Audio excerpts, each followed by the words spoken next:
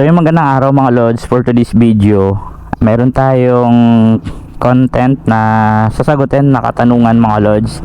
So nakikita ko doon sa comment section mga lods, ilan daw yung height ko para dito sa Honda Click 160 natin, kung gaano ako katangkad. Ayan po yung pag-uusapan natin mga lods. So actually yung pinaka height ko talaga mga lods ay 5'5", 5 feet and a half mga lods. So ayan, kaya katangkad. Subukan natin ngayon kung gaano kataas to. Ito standard to mga lods, pati yung upuan nito ay hindi pa yan natatabasan. Yan, so bali stock pa ito mga lods yung upuan natin ngayon. So ngayon sasakyan natin, papakita ko sa inyo. Then yung size ng gulong mga lods ay standard din yan, or yung stock size din yan. So napalitan lang natin ng ibang brand. So ayan, para sa 5.5 feet na height, ganyan po. Actually nakatiin pa yung paa ko, ayan o, nakatiin pa po yan. Tapos medyo mataas yung crook na gamit ko mga lods. Ayan, medyo nakatiin pa ako sa 5.5 feet na tangkad. So ngayon iharap natin mga lods para makita ninyo yung sinasabi ko yung sa paa ko. Ayan o, ayan, ay medyo bigat. Ayan, para makita ninyo talaga yung lapit natin. Setting height ng 5'5" gamit ang Honda Click 160. Ayan, ayan, yan po yung paa ko. Pwede ko siyang ilapat, ayan o, kaso lang nasa dulo na ako ng upuan.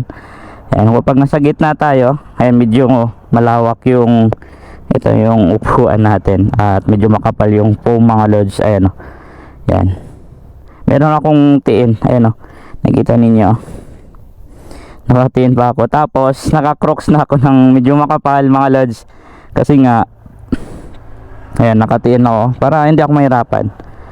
Ayan o, so kapag may angkas mga lods, syempre bababa din yan yung kanyang tangkad pag medyo mabigat na yung karga. So yuyukuyan ng kaunti or ilibing ng kaunti yung kanyang shock. Ayan, so makakaganyan na ako. So actually mga lods, kung tayo nagmumotor, hindi naman talaga nakalapat yung dalawang paa natin na ganyan, di ba? So yung iba yan ganyan, yung iba nakaganyan. Yan, so hindi lahat dalawang paa yung nakalapat.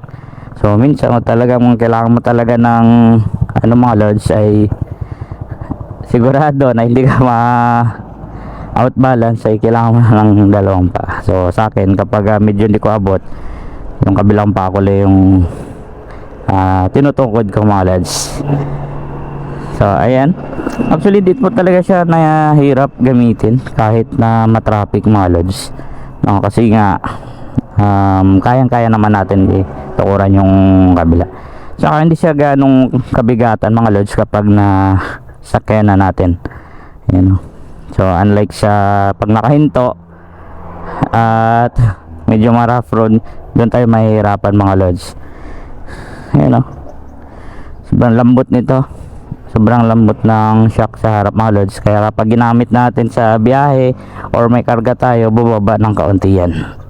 Ayan o, so ay yan, para sa mga nagtatanong mga lods, ayan na po, sinagot natin yung inyong katanungan. Then ang dami nating nababasa ng mga komento na nagsilabasan dito sa Honda Click 160 simula nung natalo ng mga lods ng Honda Click natin, yung Aerox. So ang dami ng mga negative na sinasabi, mahina yung preno, sobrang gaan daw, so pangit daw yung looks. Ang dami ng mga nilalabas nilang mga komento, pero nasa sayo pa rin yan kung saan yung mo, yung tingin mo na mas maganda sa paningin mo yung isang unit. So actually sa akin, hindi ko naman tinitingnan kung ano yung itsura ng motor. Ang mahalaga mga lods ay yung gamit natin at nabili natin na sariling pera natin, at yun lang yung budget na kaya natin bilhin mga lods. So ito, medyo may kamurahan, malaking scooter na rin. Bukod sa malaking scooter mga lods ay napaka mura lang sa kanya, dahil sa kanyang CC na 160 ay napakamura lang mga lods, yung 108,900 pesos mga lods. So anuhin natin yung pinakamahal na motor, 'di ba? Kung pwede naman ito at solid, at least makakatipid tayo sa mga ayan, dagdag no? Tipid pa tayo doon sa imbis na may magamit pa tayo doon sa ibang pera na bibilhin natin, 'di ba? So actually hindi naman talaga siya pangit mga lods eh. So nakapokus naman si Honda sa speed, sa gas consumption, napakatipid ng Honda. Kahit Honda Beat, Honda Click-On 2.5, anything na may mga Honda na scooters, sobrang tipid nila mga lods sa gasolina. So ito para sa 108,000 mga lods, hindi ka na malugi. Bukod doon mga lodi, yung makina niya talagang standard lang. At the same time, napakakunat at napaka-solid at napaka-quality ng engine ng Honda mga lods. Wala ka masabi. Pagdating sa speed, kahit hindi advance yung features niya mga lods, wala ka masabi dun sa unit na to. So hindi ko naman sa market before na ito yung motor ko. So actually 1 year ko na rin siyang gamit mga lods. Doon man na unti-unting makikita yung gusto mo sa isang unit at ayaw mo sa isang unit. Actually goods na goods sa akin, para sa akin goods na goods tong Honda Click 160 sa ngayon. Dahil sa mahal ng gasolina, hindi na mahalaga yung advanced features mga lods. Ang mahalaga ngayon kung paano tayo makatipid ng gasolina. So ayan, bibiyahe tayo, magra-rides na tayo mga lods. Yan, gamit natin si Onyx. Let's go. So start tayo ng engine. Ay wait tayo ng makaraskas mga lods. So mag-chill rides tayo. So ito yung mga sinasabi nyo na mahina yung preno. Ayan, fully adjusted na yan. Naka-adjust na po ako ng brake sa likod. Ayan, so kung nakikita ninyo, ayan, pansinin nyo mga lods, pag piniga ko tong right side, bababa to ng kaunti. Ayan o, diba? So pag sinagad natin, sagad din yan, huwag kabilaan. Pero ang kagandahan nito sa combi brake mga lods ay hindi ka basta-basta niya ititilapon or magewang-gewang sa biglang preno. Hindi ka niya igigewang mga lods, kasi nga binabalance niya yung paghinto ng motor, yung pag-brake niya sa harap at sa likod mga lods. So kahit preno mo ito, yung harap, biglain mo preno tong harap mga lods, hindi ka niya isisemplang. Tapos yung safety mo nandoon mga lodi. So good thing, mas maganda to gamitin lalo na kapag maulan mga lods yung panahon. Tapos napakadulas ng kalsada, so maganda siyang gamitin tong dual combi, kasi hindi siya basta-basta na magbe-brake na hihintuin ka kagad. So hinihinto ka niya ng padahan-dahan mga lods. Ayan. So depende yan kung paano nyo gamitin, kung paano kayo gumamit ng brake. So ako actually talagang harap likod yan yung brake na ginagamit ko. Ngayon ipapakita ko sa inyo kung bakit ginagamit ko pa ito yung harap. Ayan o. So ito yung isang patunay, diyan mo, kalbo na yung gulong natin, diba? So ibig sabihin ginagamit ko to yung preno sa harap mga lods, no? Hindi lang puro likod, hindi lang puro drum brake yung ginagamit natin. So binabalance natin yung pagpreno ng kung paano gamitin yung preno natin. Tingnan nyo, oh, lalim na ng kain, no, ng kanyang disc plate. So papalitan din natin yan. So papalakyan natin yan mga lods ng 260 mm para medyo malaki rin siya at medyo mas malakas pa yung kapit ng preno natin. Ito kasi napansin ko maliit yung kanyang disc mga lods, kaya yung kapit ng preno halos kaunti lang or maliit lang, hirap niya hinto, unlike dun sa pagmalapad kaya niya mapigilan agad. So ito isang patunay na ginagamit yung front brake. Grabing pudpud mga lods. So actually papalitan na rin yan natin, inantay ko lang yung gulong na parating. So Perily Angel Scooter, 1 year na, sobra yan. So tara, biyahe tayo mga lods. Tuturo ko sa inyo ha. Ito, nasa long rides. So ito, kung mabagal naman takbo nyo, kahit isang preno lang ay kaya nang hihinto yan. Ayan. Pero kung mabilis yung takbo natin, kung isang preno lang yung gagamitin natin, so mahirapan huminto yung isang Honda Click. Kasi nga, bukod sa mabigat yung kanyang katawan mga lods, so naka dual combi pa yung preno. So kapag pinareno lang natin itong likod, di siya ganong kumakapit. Pero kailangan pa natin itong gamitin itong handbrake para sabay silang magpipreno.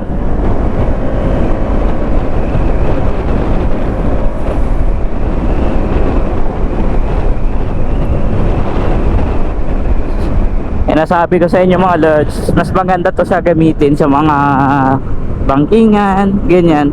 So pwede nyo siyang gamitin ng harap likod na preno, na hindi ka basta-basta niya isisemblang mga lods. Di tulad po ng maganda naman yung naka-disc or naka caliper yung preno sa likod, or naka-disc. So maganda naman yon. So depende pa rin yan kung paano mo i-apply yung isang preno. So ayun, siyempre alam mo na pag na preno sa likod, pag preno mo yan bigla ka rin yung ihinto. So malakas nga yung preno, unlike dito sa mga naka drum brake. No, kapag napudpud na yung inyong brake shoe, alos ayun na, kumapit yung mga preno natin kahit sagad-sagad na.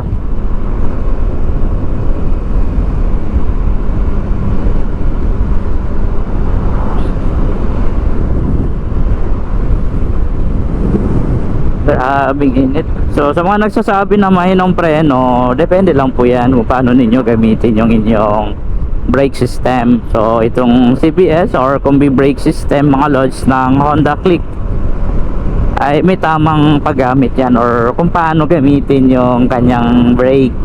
So hindi lang po yan basta-basta na puro likod lang at puro harap lang. So ginagamitan po yan ng technique para mapahinto ka. Depende yan sa diskarte mo kung paano mo gamitin yung combi brake system, no?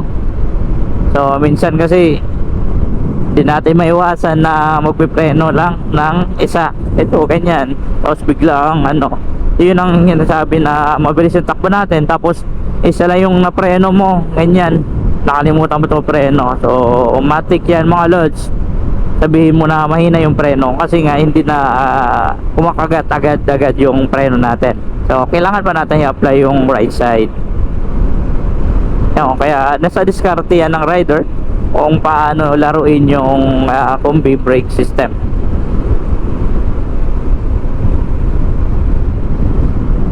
So ganito, approaching ganyan, pwede ka mag-alalay ng isang preno.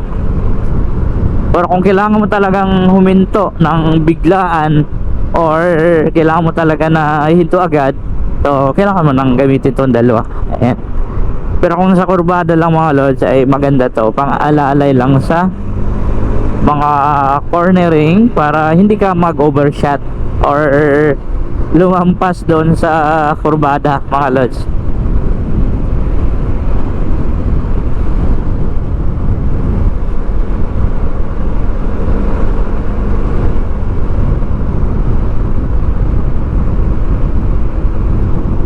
Ayan, smooth lang yung takbo natin.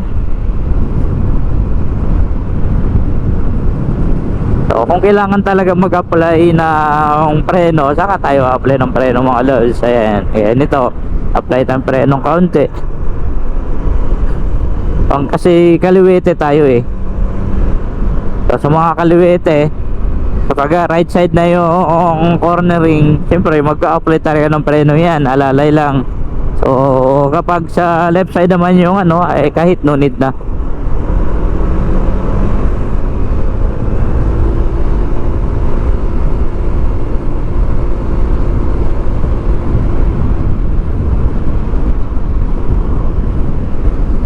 Di ba? Relax lang kapag naka-scooter tayo. So nakaraan nga, di ba, si smash natin. Kapag nabiyahe tayo, nakakatamad magbiyahe. Nakakatamad bukod sa malakas yung vibration. Sakit sa katawan.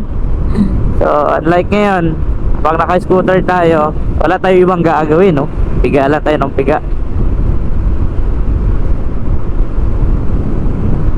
Hataw lang tayo ng hataw.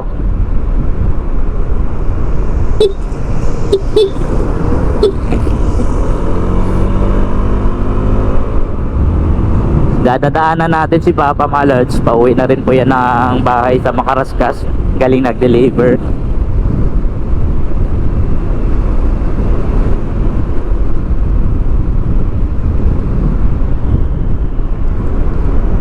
O yan diba? Kung kailangan natin mag-apply ng preno na dahan-dahan na hindi tayo isesemplang ng brake natin. Yan. So dito tayo sa Puitan. So minsan kapag alanganin talaga yung kurbada, ay kailangan natin tong kabilaan. So ang dami na natin nasalubong ng mga naka Honda Click 160 dito sa Northern Palawan, mga lods, sa Palawan. So bali 3 na yata yung nasalubong kong Honda Click 160. So dumarami na yung mga Honda Click 160 users ng mga bagong kuha, mga lods. Grabe, kahapon sa parking area doon sa Balayong, may nakatabi ako na 3 Honda Click 160 and 2 Aerox. Grabe. So dumarami na yung mga Click 160 users dito sa Palawan.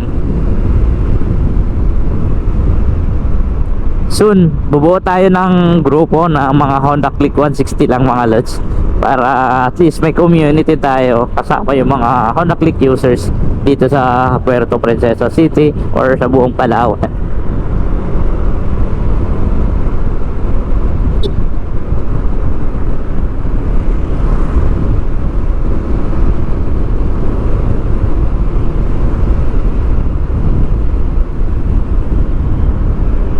Yung sinasabi ko sa mga lods, kahit i-preno mo yung dalawa, ihinto ka niyang dahan-dahan sa kurbada. So hindi kanya basta-basta ipapaling yung mga lods. Yan yung kagandahan sa dual combi. Hindi ka matatakot na mag-apply ng preno, lalo na sa mga cornering. Ayan kahit dalawahin ko yan, nakapiga yan ihinto ka lang niya.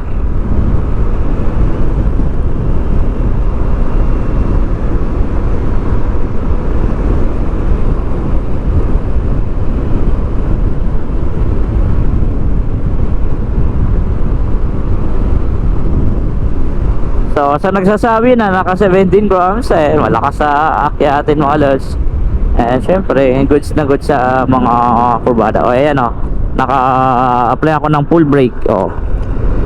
Di ba? Tataw tapos biglang apply ng preno. Ayan harap likod yan, mga lods. Ginagamit ko sa mga kurbada, lalo na yung mga baling-bali na kurbada. Tapos feeling ko mag-overshot ako. So preno yan, harap likod, mga lods, ginagamit ko. Ayan, approaching na cornering, pwede mong gamitin yan. Ayan diba? Ihinto ka niya agad, mga lods. Hindi ka niya basta-basta na sabi niyong mahina yung preno ng click. Hindi naman, depende kung paano natin gamitin.